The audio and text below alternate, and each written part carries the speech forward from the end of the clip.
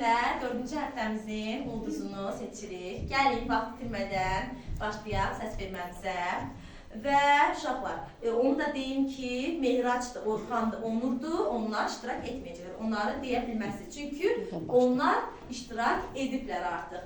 Gəlin, bu sıradan başlayaq. Mehraç, kimi seçsən? Hüseyin. Kamil, kimi seçsən? Hüseyin. Adem, kimi seçsən? Kamil'i. Hüseyin, kimi seçsən? Kamil'i. Orhan, kimi seçsən? Hüseyin'i. Onur, kimi seçsən? Mədən, kimi seçsən? Fotoşop. İsa, kimi seçsən? Kamil. Uğur, kimi seçsən? Kamil. Zəfər, kimi seçsən? Oğlum. Uğur'u. Ha. Fatoş, kimi seçsən? Adem'i. Adem'i. Ayşe, kimi seçsən? Şeyini. Hüseyin'i. Aha. 5 dərs çoxluğu ilə bugünkü həftəmizin, 4-cü həftəmizin ulduzu Hüseyin seçildi. Alqışlarınızla Hüseyin'i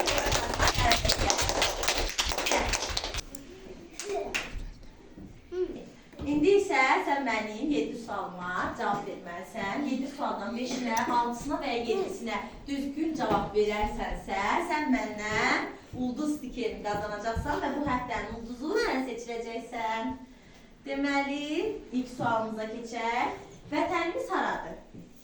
Azerbaycan. Afərin, alqışlayaq uşaqlar. İkinci sualımıza keçək. Ulu öndərimiz kimdir? Heydər baba. Afərin, alqışlayaq. Üçüncü sualımıza keçək. Bu hansı quşdur? Asıl. Hansı quşdur bu? Dayı. Bu xoruzdur. Bu toyotdur. Qismən düz dedin. Alqışlayaq. Dördüncü sualımıza keçək. Dördüncü sualımızda. Bu hansı heyvandır? Afərin. Düzdür. Beşinci sualımıza keçək. Günəş nə rəngdədir? Dayı. Afərin. Düzdür. Alqışlayaq uşaqlar. Sağ rəngdədir. Altıncı sualımıza keçək. Oyuncaqlar nə üçündür? Afərin. Düzdür. Yedinci sualımıza keçək. Bu nədir? Səməni. Afərin. Düzdür. Və uşaqlar, Hüseyin bizim 7 sualımızın 7-sinə də düzgün cavab verdi və məndən ulduz stikerini qazanaraq bu həftənin, yəni 4-cü həftənin ulduzu Hüseyin oldu. Afərin, alqışlayaq Hüseyin.